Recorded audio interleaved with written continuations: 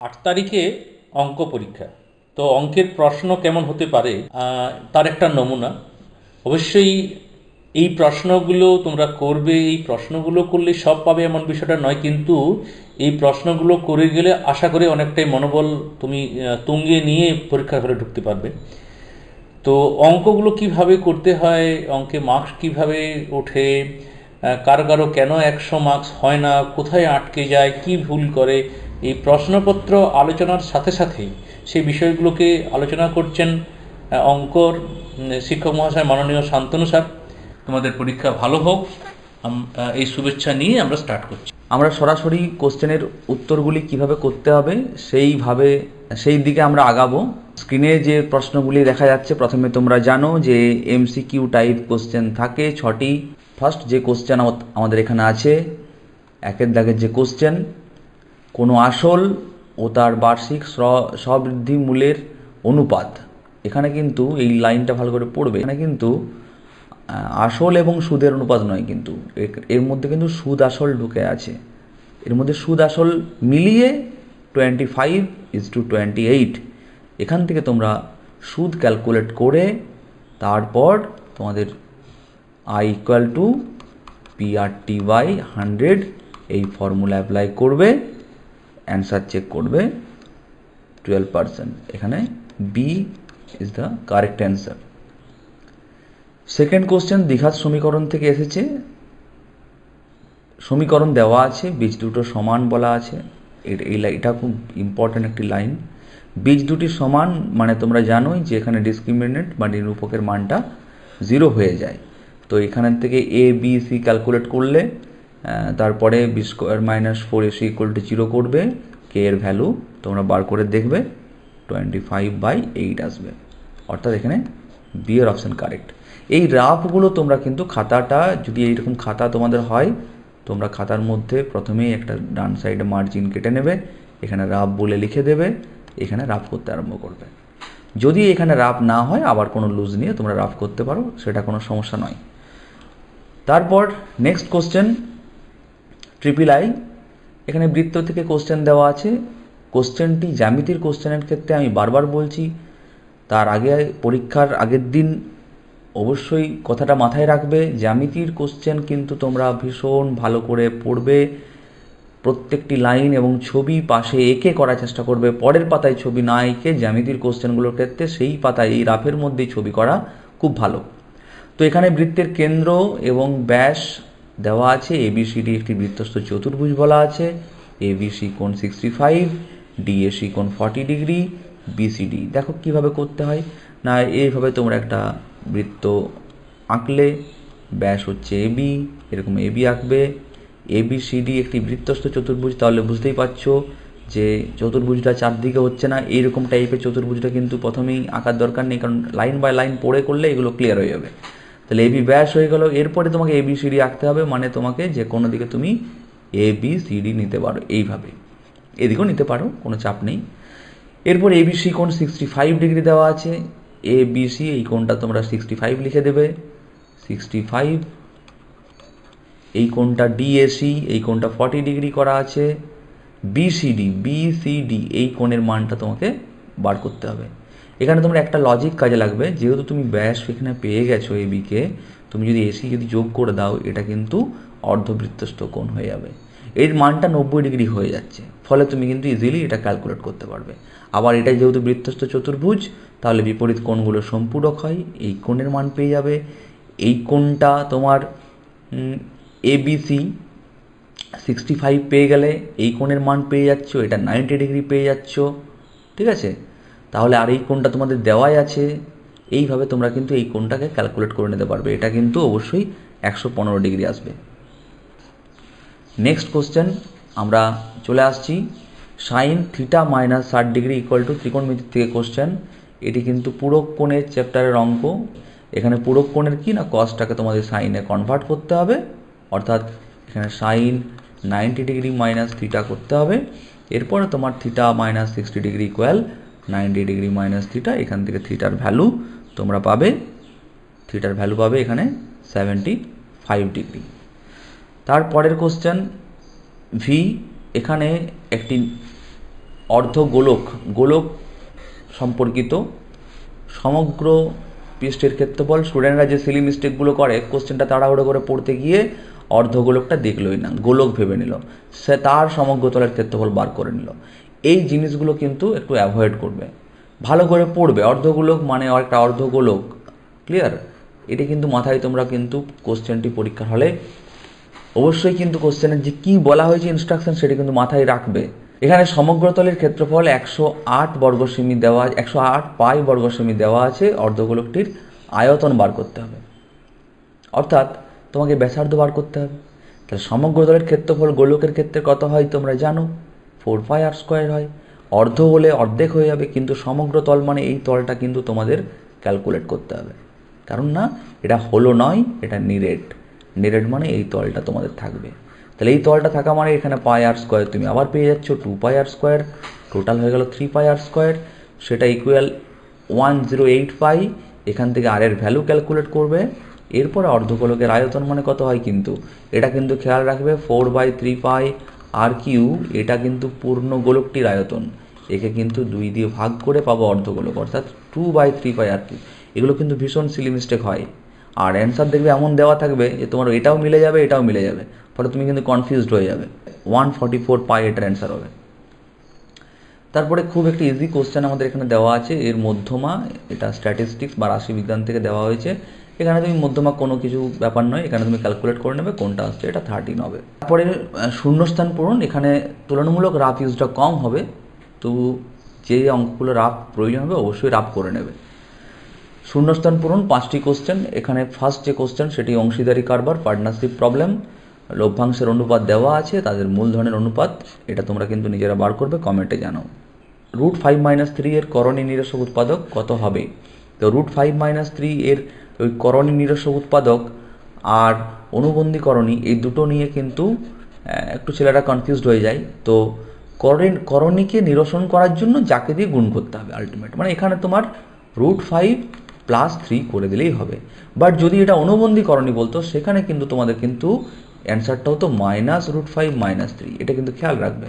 সেইভাবে কিন্তু কোশ্চেনটা করবে। তুমি যদি এটা করে দাও কোনো সমস্যা নেই, কারণ অনুবন্ধী করণীয় একটা করণী নিরসক উৎপাদক। ক্লিয়ার হলো আশা করি। যাক, এটা রিভিশন হয়ে গেল কনসেপ্ট। ট্রিপল আইয়ের কোশ্চেন, কোনো বৃত্তের জ্যা এর লম্ব সমদ্বিখণ্ড ওই বৃত্তের, বুঝতেই পারছো কোথায় হবে, কেন্দ্রগামী। আইভির কোশ্চেন, 3 পাই/8 পরিমাপের কোণটি সম্পূরক কোণ। সম্পূরক কোণ অর্থাৎ পাই - 3 পাই/8। এখানে বৃত্তীয় মান বলেছে, হ্যাঁ বৃত্তীয় মান তোমরা এটা ক্যালকুলেট করে নেবে, কত আসছে দেখে নেবে। একটি নিরেট বৃত্তাকার চোঙের তল সংখ্যা, ফাঁপা বললে আলাদা হতো, নিরেট বলেছে, এটাও থাকবে, এটাও থাকবে, এটাও থাকছে, অর্থাৎ এখানে 3 হবে। যে তথ্যের সংখ্যাগুরু মান 2, বুঝতেই পারছো, এটা দিয়ে লিখে দিলেই কাজ হয়ে যাবে, একদম সিম্পল। তারপর সত্য মিথ্যায় আসি। সত্য মিথ্যা এখানেও তোমাদের 6টি কোশ্চেন তোমাদের দেওয়া থাকবে, তার মধ্যে তোমাদেরকে 5টি করতে হবে। তো সত্য মিথ্যা করার আগে অবশ্যই এখানে ক্যালকুলেশন করতে হতে পারে, তো যে অঙ্কগুলো ক্যালকুলেট করতে হবে তোমরা সেইভাবে আগের মোতাবিক যেমন রাফ করতে হয় সেভাবে রাফ করে তোমরা বার করবে। তো এখানে ফার্স্ট কোশ্চেন আমরা চলে আসছি। প্রথম যে কোশ্চেন দেওয়া আছে, বার্ষিক পড়ে নিই। বার্ষিক 10% হারে 100 টাকার 1 বছরের সরল সুদ আর চক্রবৃদ্ধি সুদের পার্থক্য, দুটোকে মিশিয়ে দেওয়া আছে। 1 টাকা, 1 টাকা সত্য না মিথ্যা এটা তোমাকে দেখতে হবে, কারণ 1 বছরের মধ্যে কিন্তু সরল সুদ আর চক্রবৃদ্ধি সুদের কোনো পার্থক্য হয় না, 1 বছরের পরে ভ্যারি করে, এটা কনসেপচুয়াল আর কি, এটা কিন্তু ফলস হবে। তারপরে নেক্সট কোশ্চেন আমরা চলে আসছি, ডবল এর কোশ্চেন। √π একটি দ্বিঘাত করণী নয়। অবশ্যই তোমরা জানো √π দ্বিঘাত করণী নয়, এটা নিয়ে কোনো প্রশ্নই হবে না, ফলে এটি অবশ্যই কিন্তু ঠিক। এই 9 বলেছে, এইগুলো কিন্তু কনফিউশন, খুব ভীষণ কনফিউজ হয়ে যায় ছেলেরা, যে 9 বলেছে মানে √π তো দ্বিঘাত করণী নয়, তো √π দ্বিঘাত করণী এই অবধি পড়েই না, এই 9টা পড়লই না, তার আগেই লিখে দিল যে এটা ফলস। কোশ্চেনটি পড়বে, রিয়েলাইজ করবে, তারপর অ্যান্সার দিলে ক্লিয়ার। নেক্সট ত্রিকোণমিতির থেকে একটি কোশ্চেন দেওয়া আছে, triple I, alpha plus beta = 90 degree হলে sine square alpha plus sine square beta = 1। এটা কিন্তু তোমরা একটু কোষে দেখে নেবে, যারা পারবে মনে আছে তাদের ঠিক আছে, না বিটা = আমাদের এখানে হবে 90 ডিগ্রি মাইনাস আলফা, তারপরে বিটার জায়গায় এই মানটা রিপ্লেস করলে কস স্কোয়ার আলফা হয়ে যাবে sine square alpha plus cos square alpha equal to 1, অর্থাৎ এটা ট্রু। তারপরের কোশ্চেন একটি সদৃশ্যতার থেকে দেওয়া আছে, এখানে আইভির কোশ্চেনটা দেখে নাও। কোণ এ কোণ ডি সমান, কোণ বি কোণ এফ সমান, কোণ সি ই সমান হলে এখানে কোনটি হবে না। এখানে দুটো এরকম ট্রাইঙ্গেল তোমাদেরকে অবশ্যই আঁকতে হবে, কারণ এটাকে যাচাই করার জন্য এ বি সি করে তোমরা খাতার সাইডে রাফে এঁকে নেবে, ডি ই এফ করে এঁকে নেবে, কোণগুলোকে অ্যালোকেশন করবে, কার সাথে কাকে সমান বলা আছে, এ এর সাথে টি, বি এর সাথে বলা আছে এফ, একটু ঘুরিয়ে দেওয়া আছে দেখো, সি এর সাথে বলা আছে, সি এর সাথে ক্রস চিহ্ন দিলাম ই। এরপরে তোমরা কিন্তু অনুরূপ বাহুগুলোকে সমানুপাতি হচ্ছে কিনা তোমরা দেখে চেক করবে, ঠিক আছে? এটা তোমরা কমেন্টে জানাও কি অ্যান্সার আসবে, ট্রু অর ফলস। ভি এর কোশ্চেন আমরা চলে যাব নেক্সট। লম্ববৃত্তাকার শঙ্কুর ভূমিতলের ব্যাসার্ধের দৈর্ঘ্য অর্ধেক উচ্চতা দ্বিগুণ করা হলে শঙ্কুটির আয়তন একই থাকে। এটাও কিন্তু তোমাদেরকে একটু কষে বার করতে হবে, হ্যাঁ কষে নেবে, দেখবে এটা অবশ্যই একই থাকবে না, এটা কমে যাবে। নেক্সট চলে আসি কোশ্চেন রাশিবিজ্ঞানের। এই যে কোশ্চেন, এটা কিন্তু তোমাদের একটি ফর্মুলা কাজে লাগবে। 1 2 3 4 করে এন সংখ্যক এইগুলি যৌগিক গড়। গড় বলতে আমরা কি বুঝি, মানে এখানে কোনো রিপিট নেই, কোনো তথ্য কিন্তু বারবার রিপিট নেই, একটা দুবার দুইটা তিনবার এরকম রিপিট নেই, সবগুলো কিন্তু ডিফারেন্ট আছে। ফলে যদি সবগুলো ডিফারেন্ট থাকে সেক্ষেত্রে তোমাদের চাপ নেই, প্লেন যোগ করবে। এখানে তোমাদের একটা সূত্র জানতে হবে, 1 + 2 + 3 করে এন সংখ্যক আছে আমাদের এখানে টোটাল, আমাদের ডেটা এন সংখ্যক ডেটা দেওয়া আছে, তাহলে 1 + 2 + 3 করে এন করলাম, আর মোট টোটাল এন সংখ্যক দেওয়া আছে, এন দিয়ে ভাগ করে দিলাম। এই ফর্মুলাটা তোমাদেরকে কিন্তু জানতে হবে, যদি না জেনে থাকো কোনো সময় হয়তো শর্টে কাজে লাগতে পারে, দেখে নাও। 1 + 2 + 3 করে এন সংখ্যকের যোগফল কত হয়, 11 12 পড়বে তোমরা, n × n + 1/2, আর নিচে তো n আছেই, অর্থাৎ n ক্যান্সেল হয়ে গেল, তাহলে এখানে পড়ে থাকলো কত, n + 1/2। এটা কিন্তু অবশ্যই ঠিক, এটা ট্রু অ্যান্সার হবে। এরপর আমাদের 2 মার্কসের কোশ্চেন, এখানে 12টি কোশ্চেন আসে, তোমরা জানো সবাই 10টি করতে হয়। প্রথম আমি বারবার বলছি, এই অঙ্কগুলোর ক্ষেত্রে তোমরা আগে দেখে নেবে যে অঙ্কটি মনে হবে তোমরা খুব ইজি লাগছে, এটি ফার্স্ট করতে পারবে এবং সঠিকভাবে করবে, সেই কোশ্চেনটি ফার্স্ট করবে। পরীক্ষার নিয়মেই তাই কোশ্চেনটি 15 মিনিট দেওয়া হয় কোশ্চেনটি পড়ার জন্য। কেন না, তোমরা যেগুলি পারবে একদম মানে ভীষণ কনফিডেন্ট তোমরা যে এই কোশ্চেনগুলি তোমরা করতে পারবে, সেইগুলি কিন্তু তোমরা অবশ্যই ফার্স্ট আন্ডারলাইন বা দাগ দিয়ে দেবে সাইডে, কোশ্চেনের সাইডে। এমন একটি অঙ্ক দিয়ে শুরু করবে যে অঙ্কটি কিন্তু তোমাদেরকে মানে আটকানোর চান্স প্রায় 0%, আটকাবে না। তো যাই হোক, আমরা 4 দাগের কোশ্চেন নিয়ে আলোচনা করি একটু। এখানে যে কোনো 10টি প্রশ্নের উত্তর দাও, আগেই বললাম 12টি থাকে, 10টি করতে হয়। ফার্স্ট কোশ্চেন কিন্তু বার্ষিক সরল সুদের হার। তাহলে একটা জিনিস বুঝতে পারছো তোমরা যে সরল সুদের হার এবং চক্রবৃদ্ধি এই পাটিগণিতের মাত্র কয়েকটি চ্যাপ্টার আছে, আর অংশীদারি কারবার। তোমরা কিন্তু আজকেই এই ভিডিও দেখার সাথে সাথে তোমরা কিন্তু চ্যাপ্টারগুলো রিভিশন করে নাও আগে, তারপরে তোমরা কিন্তু এই কোশ্চেনটা করতে শুরু করো পরীক্ষার মতো করে, নন প্রবলেম।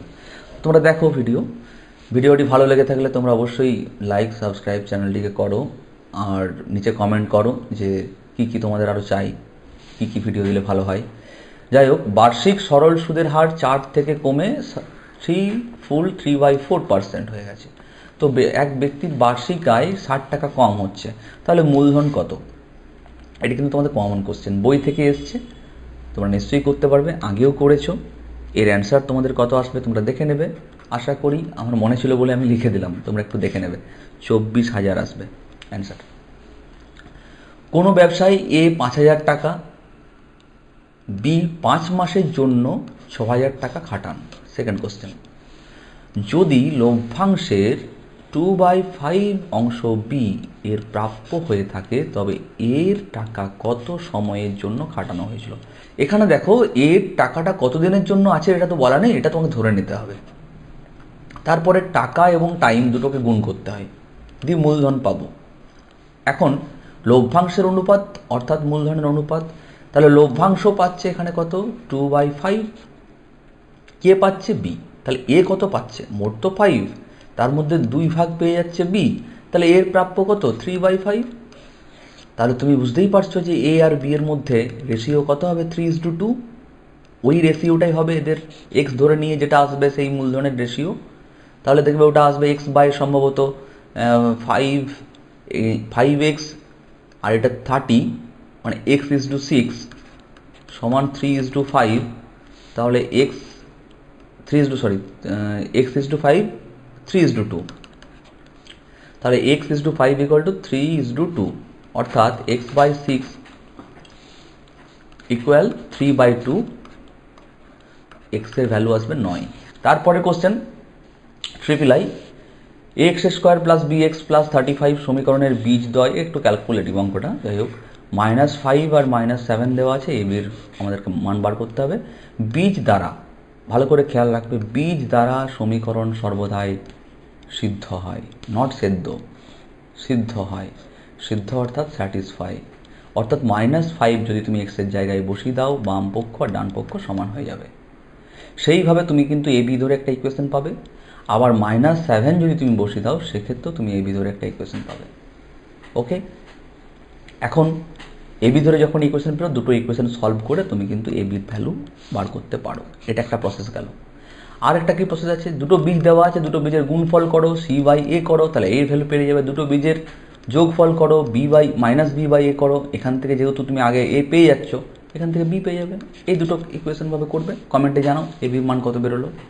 Next question, √3 + 2x = 1/√3 - 2। এখানে x এর যে ভ্যালু বুঝতেই পারছো, এই দুটো গুণ করলে কত আসছে, 3 - 4 = -1 আসবে। কীভাবে করলাম তোমরা দেখে নাও তা একবার।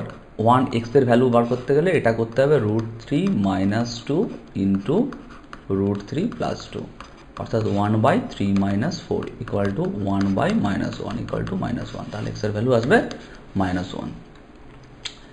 তারপরের কোশ্চেন আমাদের এখানে জ্যামিতির কোশ্চেন, একদম ফার্স্ট চ্যাপ্টারের কোশ্চেন। একটি বৃত্তে, আমি আবার বলছি, জ্যামিতির কোশ্চেন কিন্তু এঁকে করবে। কোনো সময় রিভিশন করার সময় কিন্তু বারবার কোশ্চেন কিন্তু তোমরা খাতার রাফে বা বাড়ির মধ্যে যখন রিভিশন করবে, খাতার সাইডে তো বা খাতার মধ্যে শুধু এঁকে নাও, তারপর মুখে মুখে বলো কি হচ্ছে না হচ্ছে অঙ্কগুলোকে। একটি বৃত্তে দুটি জ্যা পরস্পর এ বি ও এসি লম্ব, অর্থাৎ কেমনভাবে আছে বুঝতেই পারছো। এ বি এবং এসি, এ থেকে শুরু হচ্ছে কিন্তু A B R AC. A B 4 দেওয়া আছে, এসি দেওয়া আছে 3, তাহলে এটা যোগ যদি করো তাহলে কেমন আসবে বলো তো। এই কোণটা যেহেতু 90 ডিগ্রি বলাই আছে, তাহলে বিসি কেমন হবে, বিসি হবে ব্যাস। তাহলে ব্যাসের অর্ধেক হয় ব্যাসার্ধ, আর এটা হচ্ছে একটা সমকোণী ত্রিভুজের অতিভুজ। তোমরা এক্ষুনি অ্যান্সার পেরে গেছো করতে। 16 + 9 = 25 = 5, তার অর্ধেক মানে 2.5 হবে রেডিয়াস।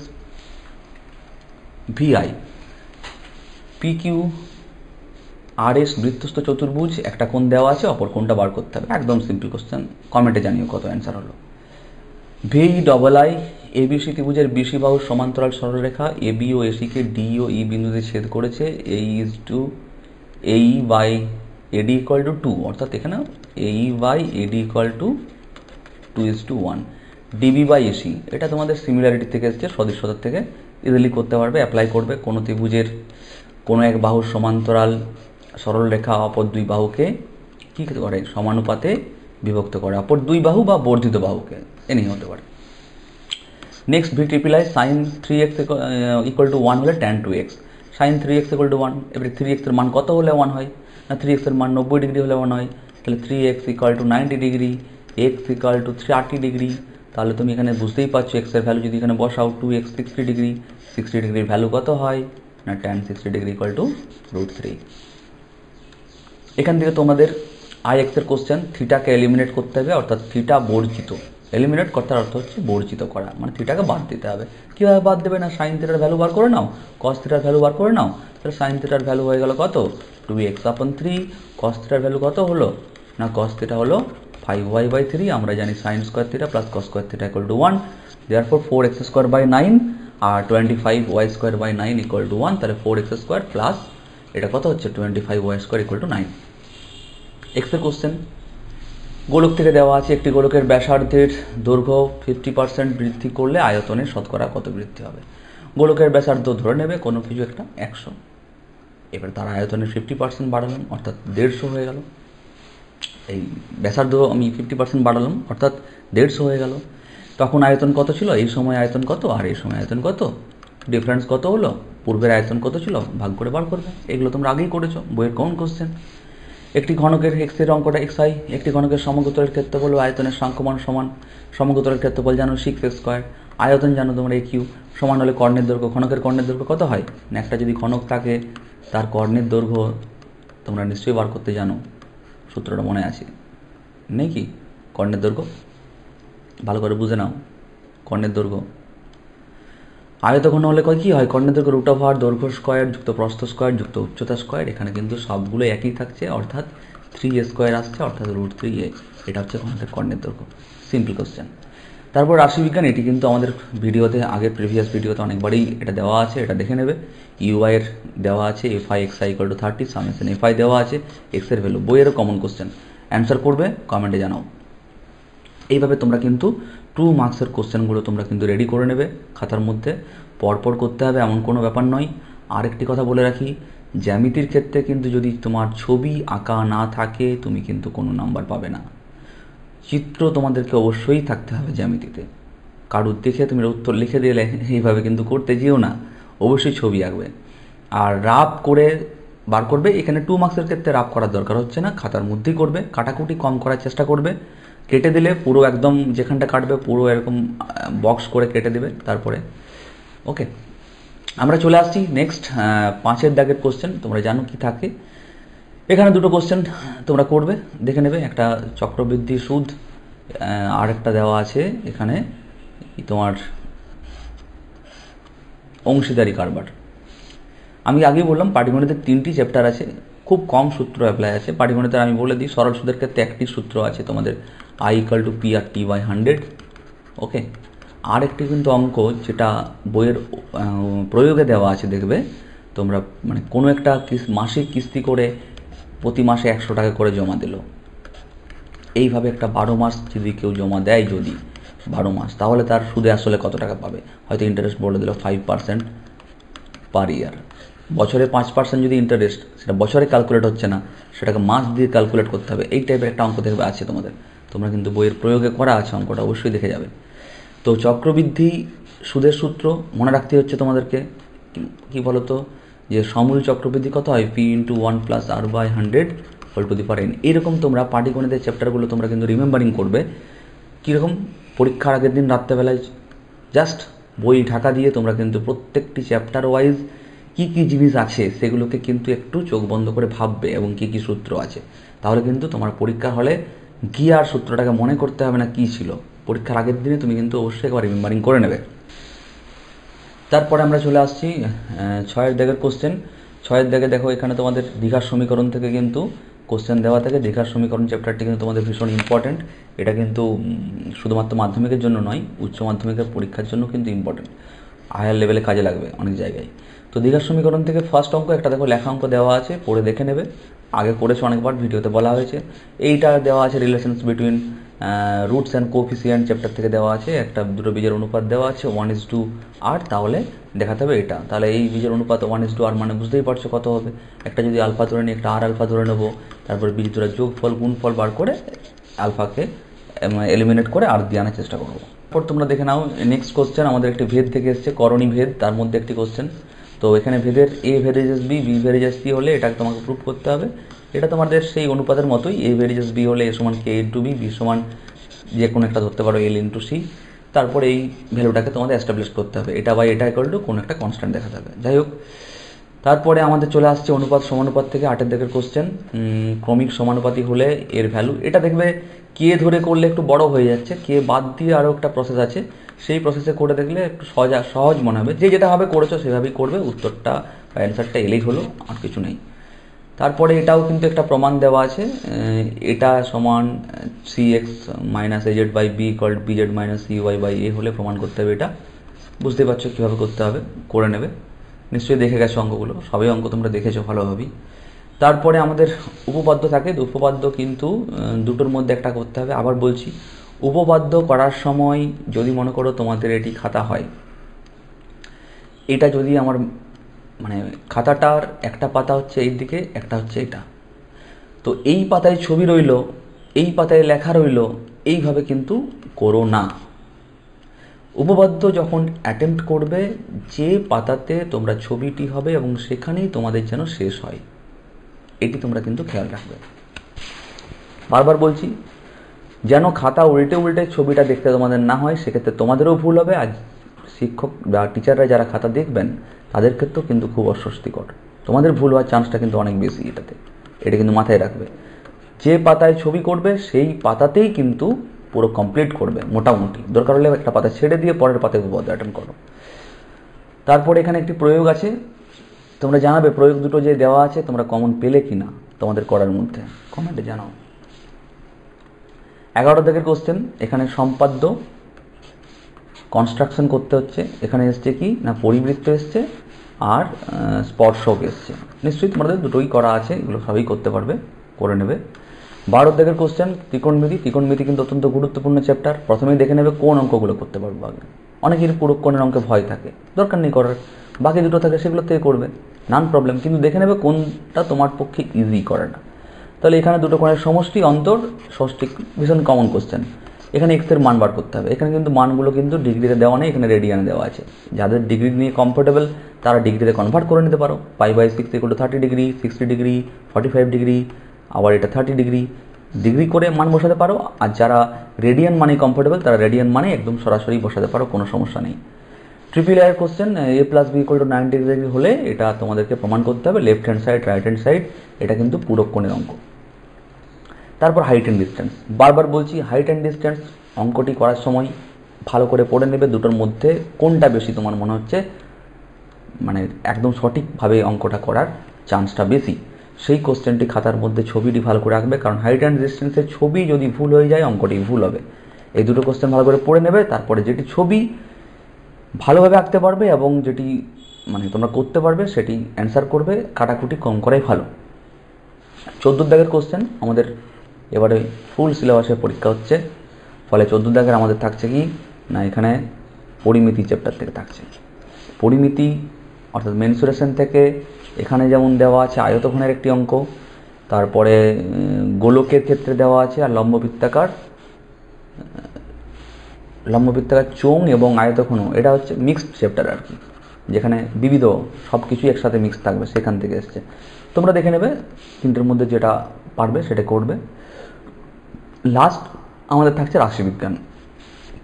রাশিবিজ্ঞানে একটু ক্যালকুলেশন করতে হয়, তো যোগ টোগ করতে হয়, ফলে রাশিবিজ্ঞানটা তোমরা কিন্তু যত্ন সহকারে করবে, পরীক্ষায় মন দিয়ে করবে, যেমন কোনো ডিস্টার্ব না আসে, সাবধানে করবে।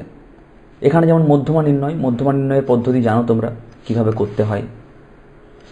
এখানে ওটা তোমরা পরীক্ষার আগের দিনে কিন্তু একবার মিন, মিডিয়ান, মোড, এই তিনটে মিনের কতগুলো নিয়ম আছে, মিডিয়ান কীভাবে বার করতে হয়, মোড কীভাবে বার করতে হয়, মিনের কী কী ফর্মুলা আছে, ডিরেক্ট মেথড, অ্যাজিউম মিন, স্টেপ ডেভিয়েশন, তিনটে পদ্ধতি মনে মনে ভেবে নিলে কীভাবে করতে হয়। মিডিয়ান কি ফর্মুলা আছে, কি ফর্মুলা লাগিয়ে করতে হয়, কোনটাকে কি বলে ভেবে নিলে। মোড কিভাবে করতে হয়, কোন সিম্বলটাকে কি বলা হয়, মোডের সূত্রটি কি, এই তিনটে জিনিস কিন্তু তোমরা পরীক্ষার আগের দিনে একবার শোবার আগে রিমেম্বারিং করে নেবে, প্লাস সকালে একবার রিমেম্বারিং করে নেবে। কেন না এই সূত্রগুলো অনেক সময় ছেলেরা ভুলে যায় বা ভুল হয়। তো তারপরে সেকেন্ড কোশ্চেন যে দেওয়া আছে, এখানে কিন্তু ওজাইভ তৈরি করতে হবে। ওজাইভ নিতে গেলে গ্রাফ পেপার তো থাকছেই, সেখানে ওজাইভ তোমরা আঁকবে। আর লাস্ট কোশ্চেন যৌগিক গড় ও সংখ্যাগুরু মান। যৌগিক গড় ও সংখ্যাগুরুর মান, যেমন এই কোশ্চেনটা এবং ওজাইভ দুটোই ভালো কোশ্চেন, মধ্যমাটাও ভালো কোশ্চেন। যাক, কথাগুলি মাথায় রাখবে। ভালো লাগলে কমেন্ট করো, কোনো কিছু অঙ্কের সমস্যা থাকলে কমেন্ট করো। আগামী দিন তোমাদের পরীক্ষা ভীষণভাবে ভালো হোক, তোমরা সবাই ভালো থেকো, সুস্থ থেকো, এই বলে আমি শেষ করলাম।